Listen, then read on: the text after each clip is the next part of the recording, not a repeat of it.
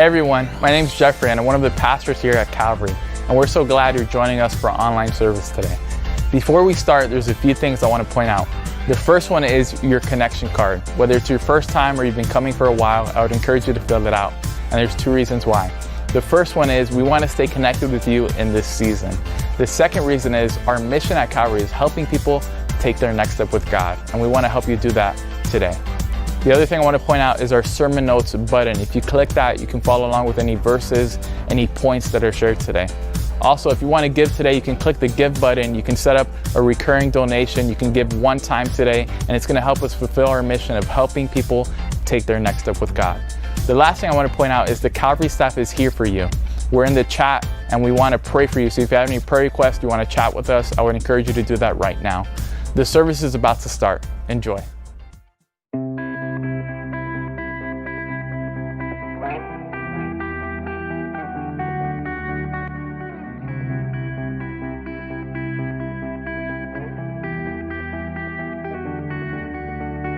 God of creation, there at the start, before the beginning of time.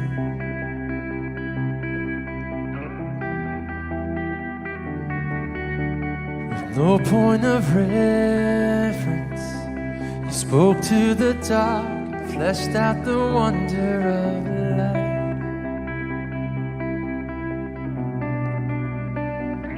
And as you speak,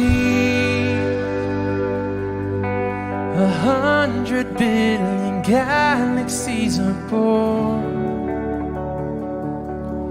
and the vapor of your breath, the planets form. The stars are made to worship, so alive. I can see your heart in everything you've made. Every burning star, a signal fire of grace. If creation sings your praises, so alive.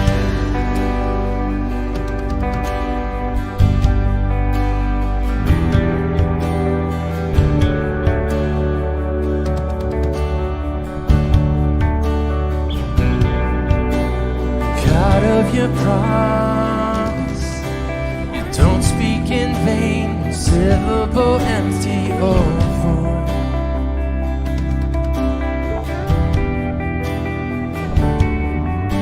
For once you have spoken, nature and science follow the sounds of your voice.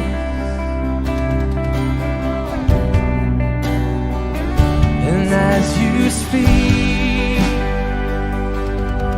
100 billion creatures catch your breath, evolving in pursuit of what you said. It all reveals your nature so alive. I can see your heart in everything you say. Every painted sky, the canvas of your grace. Creation still obeys you, so alive.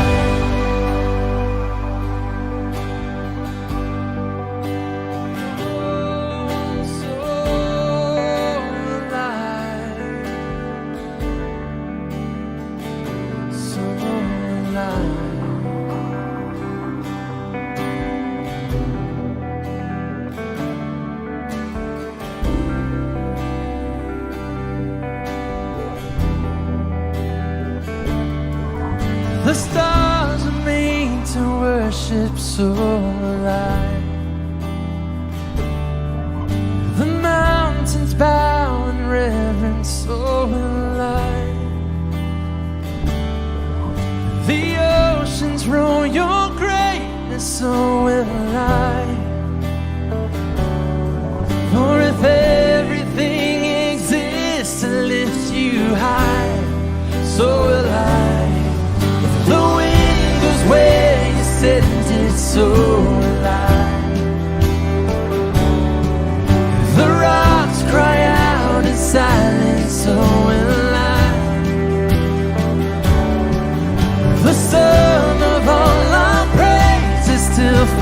shine.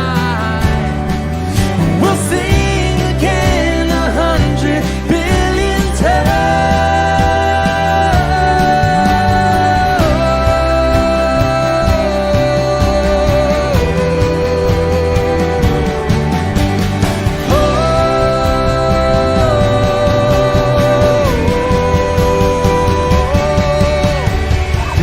Salvation, chase down my heart through all of my failure and pride.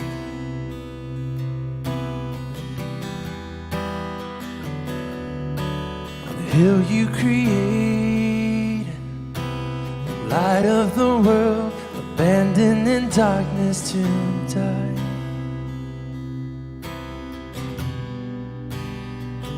And as you speak, 100 billion failures disappear. Where you lost your life so I can find you here. If you left the grave behind you, so will I can see your heart in everything you've done. Every part designed in a work of art called love. If you gladly chose surrender, so will I can see your heart in a billion different ways. Every precious one, the child you died to save. You gave your life to love them, so will I. Like you would again 100 billion times. What measure could amount to your desire? The one who never leaves the one behind. You would again 100 billion times. What measure could amount to your desire? The one who never leaves the one behind.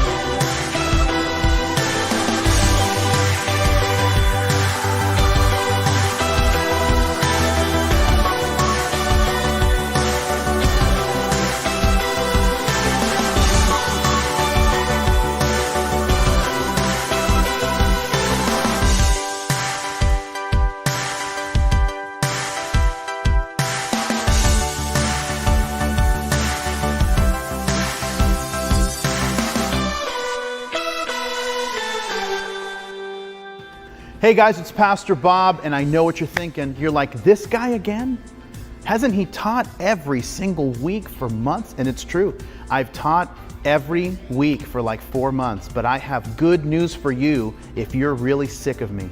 And that is, we've got somebody else teaching who's actually better than me, which, not that that's that hard, but so my really, really good friend, Caleb Kaltenbach, has recorded an amazing message just for us, talking about what happens when pain invades our lives and how do we respond to it, how do we meet God in it, how are we changed from it. And so I believe you're going to be really blessed and ministered to by Caleb and his ministry to us this morning, so enjoy. Hey, I hope you're having a good day. My name is Caleb Kaltenbach. I've actually preached at Calvary before. If it's your first time really engaging with this church, I hope that you're going to keep on engaging. And if I lived in this area, this is the church that I would attend.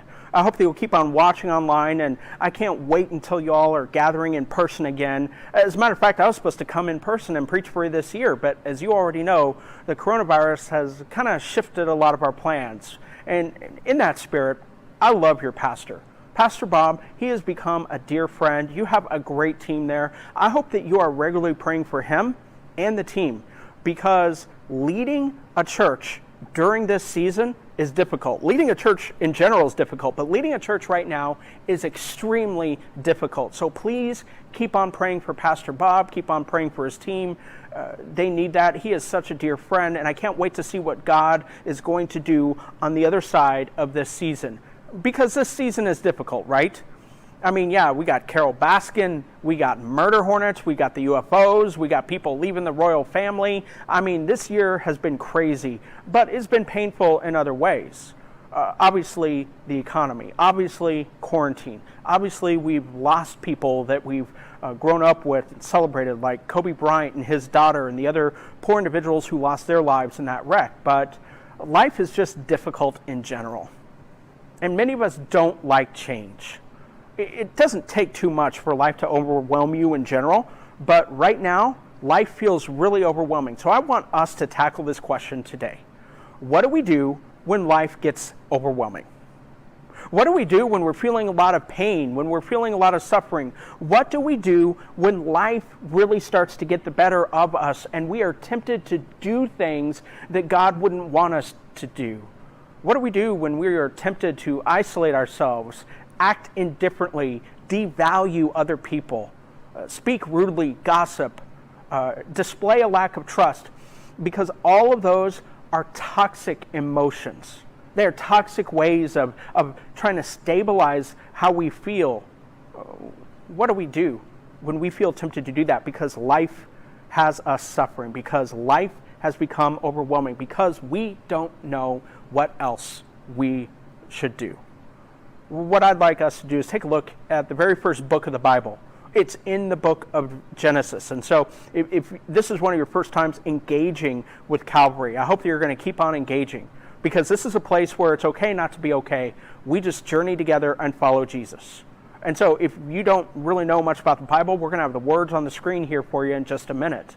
But as we really tackle this idea of what do we do when life becomes overwhelming, I want us to take a look at this guy named Jacob. Now, you may not have heard of Jacob. Let me tell you a little bit about him. You probably heard of his grandfather, Abraham. Very famous, very well known. There are even kids' songs written about him. And Jacob's dad, his name was Isaac. And when Jacob was born, he was a set of twins. One of a set of twins. He actually came out grasping his brother Esau's heel. His parents weren't very original with their names. They called Esau red and hairy. That's what Esau means in Hebrew. And then they called Jacob heel grabber. That's what that means in Hebrew. But Jacob kind of takes on a deeper, darker meaning as well, the name Jacob in Hebrew. And before I insult all the Jacobs out there, and please, I'm not trying to talk bad about you, let me tell you what my name means in Hebrew. It means dog, like mangy mutt. Okay, so if you think I'm just talking bad about you, I'm not. I'm throwing everybody under the bus. But Jacob in Hebrew means liar, deceiver, manipulator. And when you look at this character that we're going to study today, we're going to study one instance in his life, but if you look at his whole life, he spends a lot of his life wheeling and dealing, trying to trade and bargain, trying to work things out his way so that he will get his way. And it really doesn't work out that well for him. When one time he swindled his brother Esau, his older brother, out of his birthright, his inheritance, his blessing. Esau got really, really mad and said, "I'm going to kill you." And Jacob did what most of us would do. He ran away, far away to get away from Esau. And he went and he lived with his uncle Laban, and he married both of his daughters, and he married their maidservants. Now, I just want to get this out of the way. Yes, I know that he married his cousins. First of all, this is all the way back in the book of Genesis. Okay, so cut it a little slack. Second of all, take my word for it, you do not want to go climbing around in some of these Old Testament family trees. I mean, most family trees blossom and kind of branch out. Old Testament trees, family trees, especially in the beginning, kind of just go straight up, and there's no branching out. So trust me, God worked it out. It's not something we should do today, but just, hang out with it. So he's got 4 wives. He's got 4 mother-in-laws. He amasses a lot of wealth, a lot of kids. He has servants and soldiers and a lot of money, and he has camels and horses and everything else. When he gets to be big enough, he leaves his uncle's property and goes out into the desert to try to find another property. And back in those days, when you would go out into the desert, you would send out a couple of scouts a day or two ahead of you so that they could come back and tell you if any danger was coming. Well, much to Jacob's dismay, one day the scouts are coming back to him, which he knows that means trouble is brewing ahead. And they said, hey, your brother Esau is on his way, and he's got a lot of men with him, and he said he wants to talk to you. Now, again, if you were Jacob, you would probably freak out. If I was Jacob, I would freak out because it feels like a reckoning is coming. Now, I don't know what you do when you initially get freaked out. Many of us go into control mode. Maybe we pretend like it's fake news. It's not going to happen. Maybe we're indifferent. I don't know what your way of handling it is, but here's what Jacob does in Genesis 32, beginning with verse 9. And I love this. Hats off to Jacob for doing this. It says in Genesis 32, beginning with verse 9, then Jacob said, God of my father Abraham, and God of my father Isaac, the Lord who said to me, return to your country and to your family, and I will deal well with you. I am not worthy of the least of all the mercies and of all the truth which you have shown your servant. For I crossed over this Jordan with my staff, and now I've become 2 companies. Deliver me, I pray, from the hand of my brother, from the hand of Esau, for I fear him, lest he come and attack me and the mother with the children. For you said, I will surely treat you well, and I will make your descendants as the sand of the sea, which cannot be numbered for multitude. Now that's awesome. What does he do? He prays. That's his first response. And so many of the times I wish that I would pray when something happens. I wish that would be my first response. Now don't get me wrong, I usually pray, but I'd be lying if I didn't tell you that wasn't always my first response. In this matter, it is. And then not only does he show us that example of what we should do, he goes into preparation. He gathers together all of his family and he trains them. He says, this is how you fight. We need to get ready. He kind of puts them in a location where they can escape if they need to. And he sends the scouts back with a bunch of money and property. And he says, when you see Esau, tell him that these are gifts from your servant Jacob. And again, it seems like he's doing all the right things. It seems like finally he's not trying to wheel and deal. He's not trying to bargain. He's not trying to trade. He's not trying to get out of the situation. He's not trying to avoid the consequences. But then, as you're reading Genesis 32, you'll come down to the middle of Genesis 32, verse 20, and we get some disappointing news. It's actually insight into Jacob's thinking. Here's what Jacob was thinking. I will appease him, Esau, with the present that goes before me, and afterwards I will see his face, and perhaps he will accept me. So the present went on before him, the scouts, but he himself logged that night in the camp. You see, that just really disheartens me, because in that moment it shows us that when he prayed at first, that wasn't the main way that he was preparing and responding to overwhelming circumstances. It was merely another thing on the checklist, like sending a gift and preparing people. He's trying to deal all over again. He just chose to pray for the first time. Like I've got to cover this base, I've got to cover this base, I've got to cover this base. Hear me out. I'm not saying that it's wrong in any way to pray. We must pray, and then we must prepare. We have to prepare. But going to God should be the ultimate way that we deal with our overwhelming circumstances.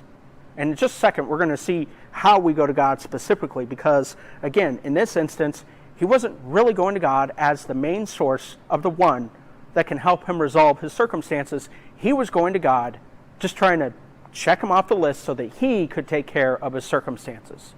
Well, they all go to bed that night, and then Jacob wakes up and he just has this really bad feeling, and he says in the middle of the night, hey, all my soldiers, all my family, children, I want all of you to go. I want you to go all the way away from here and keep on going, and hopefully I will find you, but I need you safe. I don't want them to do anything with you. And so they all leave, and then he is left by himself, just hanging on, pacing back and forth at the head of the river, at the riverbed, at the beach of the river. And then something really, really unique happens. Now, hear me out here. If you're not used to reading the Bible on a regular basis, if you've never heard of this story, this is where it gets a little supernatural. I mean, it's like you go from, the Bible telling this story, and then all of a sudden it seems like Tim Burton takes over and he starts writing the script. He starts filming the movie. And I believe that every single word in that book is true. And so I believe that this is true. So with what I'm getting ready to tell you, I'm just letting you know ahead of time, if you're not used to this story, that it does take a turn for the supernatural. But then when you think about it, there are a lot of things in life that actually kind of take a turn for the supernatural, right? And so let's check this out. You'll see what I'm talking about, okay? Going down to Genesis 32, verse 24. Here's what happens. Jacob was left alone, and a man wrestled with him until the breaking of day. Now when he saw that he did not prevail against him, he touched the socket of his hip, and the socket of Jacob's hip was out of joint as he wrestled with him. And he said, let me go, for the day breaks. But he said, I will not let you go unless you bless me. So he said to him, what is your name? He said, Jacob. And he said, your name shall no longer be called Jacob, but Israel, for you have struggled with God and with men, and have prevailed. Then Jacob asked, saying, tell me your name, I pray. And he said, why is that you want to ask about my name? And he blessed him there.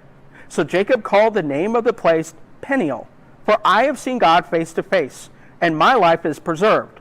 Just as he crossed over the Penuel, the sun rose on him, and he limped on his hip. I told you it was a little crazy, right? I told you it was a little bizarre. It might be a bit much to understand. I know people that have read this story a million times, and they're still kind of puzzled about it. So let me see if I can kind of tell it to you in a different way, and maybe this will make sense. Put yourself in Jacob's shoes. Jacob is pacing back and forth in front of the river, just at the beach of the river, and you can hear him. He's going through his mind. He's like, okay, what else do I need to do? I prayed. I've sent ahead the scouts. I've given Esau presents. He's going to know they're from me. I'm sure that'll communicate that I'm sorry. What else do I need to do? I need to, I've sent my family away, and they're going to be protected, and all my soldiers are with them, so it's just me. So if he wants to kill anybody, is there anything else I can do? And then all of a sudden, like the middle of a horror movie, he's middle of the night, outside, okay, by a river, and this guy out of the darkness comes out of nowhere and starts wrestling with him. They wrestle for most of the rest of the evening, of the early mornings, which maybe was 2 or 3 hours, but that's a long time, right? And then, Jacob's probably thinking, who is this guy? He doesn't give up. And then whoever this figure is, he just takes his finger and he touches Jacob's hip, and it wrenches out of socket. I mean, this guy's more powerful than Chuck Norris. He just touches his hip, and Jacob probably can no longer stand, and he falls. The only thing he can do is to grasp on to the guy's knees, because if he lets go, he's going to be left laying there on the beach. And I think it's at this point that Jacob realizes this is no ordinary individual he's wrestling with. This is actually God himself. In what we would call a theophany, an appearance of God here on earth. For a brief amount of time, God is wrestling with him, and he's struggling with God. And then God says, hey, let me go. The day breaks. It's almost daybreak. It's almost morning. Now, God's not a vampire, right? I think we can all agree about that. But when he says, let me go, it's almost morning, what he means is, hey, don't you have something to do? You have an appointment coming up here soon, right? It's almost here. Your brother's almost here. You want to probably take care of that. You don't need me anymore. I'll just be going. And because Jacob realizes who this figure is, you can hear him yelling, no, I will not let you go until you bless me. Because he realizes the only thing he can do is to hang on to God for dear life. The only thing he can do, now that he knows who this is hope that God will have some kind of mercy on him. He says, I will not let you go until you bless me, until you help me to resolve this situation. God asks him a very, very unique question.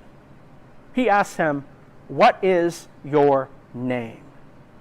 Right? It's kind of a unique question. God already knew his name, right? God had talked to him and he knew his name. But there's more to it. Back in the first century, when you asked somebody's name, you were actually, in their view, you had power over them. You were no longer equals. You had more authority when you knew that person's name. And so when God is saying, tell me your name, he's really saying, tell me who you are. Be honest and yield. Surrender. And you can just hear Jacob realizing this, and he just probably doesn't just say, my name is Jacob. He says, my name is Jacob. I'm a liar. I'm a deceiver. I'm a manipulator. I try to get things my way. My name is Jacob. I try to deal. I try to bargain. I try to move the chess pieces wherever I can. My name is Jacob. And I think it's at that moment that God's face went from looking very stern to probably very compassionate, maybe even a smile. The smile of a loving father, of a loving parent. I can hear him saying, no more, my son.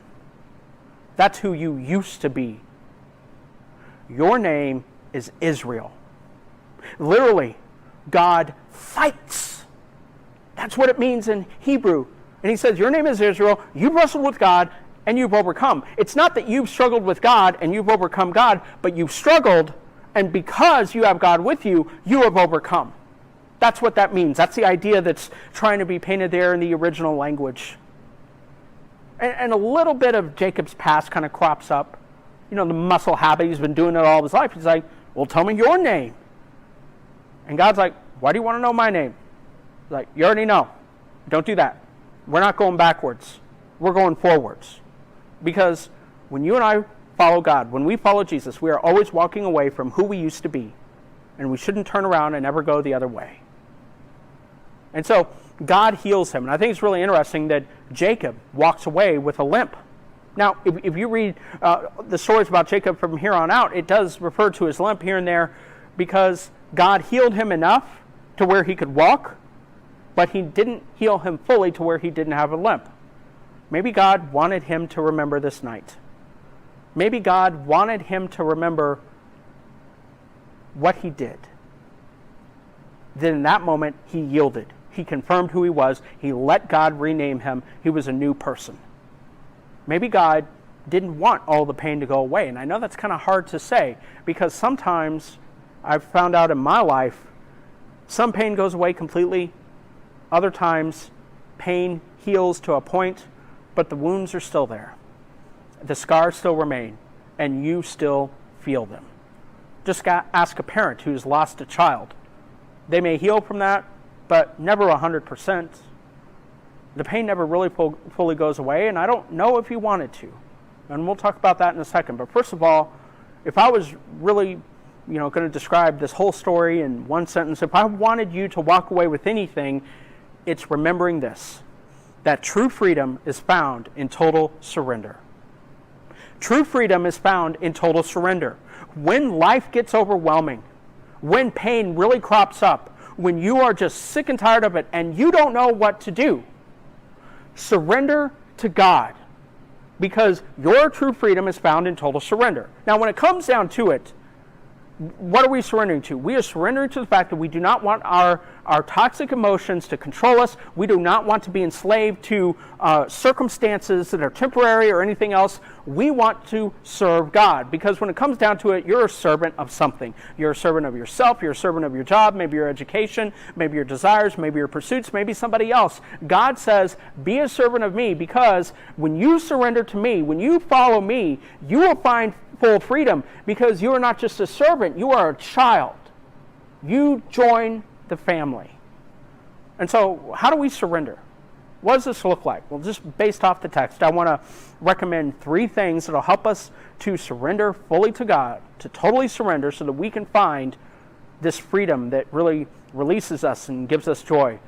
The first thing is this: quit bargaining and wrestling with God. I mean, seriously, can I say that one more time? Quit bargaining and wrestling with God. And when I say that, I'm not just saying that to you, I'm saying that to myself too. Because if there's anybody that really needs to learn this, it's myself. Now, some of you might be thinking, well, I've got this, Caleb. I'm not bargaining or wrestling with God. I've never done that. And I say, don't be a Jacob, liar, liar, pants on fire. You have too. Have you ever prayed a prayer like this? God, if you will, then I will. God, if you will help me to get that job, I will tithe finally. I'll give something. Like you think you need that to be able to give. But if you give me this, then I'll give you something, God. You know what? If you help her to go out on a date with me, I will go to church the rest of the year. I'm not going to miss one weekend, except when I'm out of town, except when my internet doesn't work, except when I don't feel like it. Maybe I'll be there on Tuesdays, God. Okay? God, if you help him to marry me, then I will raise my children up after you. See, here's the thing. God has an attribute that we don't have. He is self-existent. He doesn't rely on anything else for his existence. He doesn't rely on the sun. He doesn't rely on water. He doesn't need time. He doesn't need any of that to exist. And he doesn't need anything like that. We can't give him anything. And so bargaining and trading doesn't work with God. It doesn't, yet we do it all the time. We try to bargain, we try to trade, and that really, we're tricking ourselves into seeing God in an inappropriate way. And that's not who God is. We got to quit bargaining and wrestling with God. Okay? It's God's way or the highway. God doesn't deal, he doesn't trade, he doesn't bargain. He is the one that moves the chess pieces, not us. The second thing we got to do is this: learn how to walk wounded. Learn how to walk wounded. Everybody has scars. And if you have pain in your life, don't run from it. Face it. The worst thing you can ever do is try to ignore your pain or just try to get it over quickly. Here's the deal. Sometimes your pain will remain, and we try to avoid pain because pain is powerful. Pain isn't the enemy. Our unwillingness to engage pain and face it head on and to embrace it, that's the enemy. Because I mean, even the book of Hebrews says that Jesus learned obedience through suffering. Do you know that pain that we have from our mistakes or things that are unfortunately been done to us, or maybe things we never wish would have happened? Do you know that even sometimes when we feel the pain of the memory of those, we should never feel shame, we shouldn't feel guilt when we're forgiven, but what we should feel is it should remind us to drop to our knees and to pray to God. It should remind us to strengthen our convictions. It should remind us to really, as much as possible, help other people and to leverage our pain for the good. And the very last thing I'll say is this: ask God for a new name. God renamed Jacob Israel. He renamed Saul to Paul. And if you're not following Jesus, you can receive a new name. Actually, several names. You'll be called forgiven. You'll be called redeemed. You'll be called a son of God or a daughter of God. In that fact that you are not the son of God, but you are a child of God. You are adopted into the family of God. You get several new names when you follow Jesus. But some of us are following Jesus right now.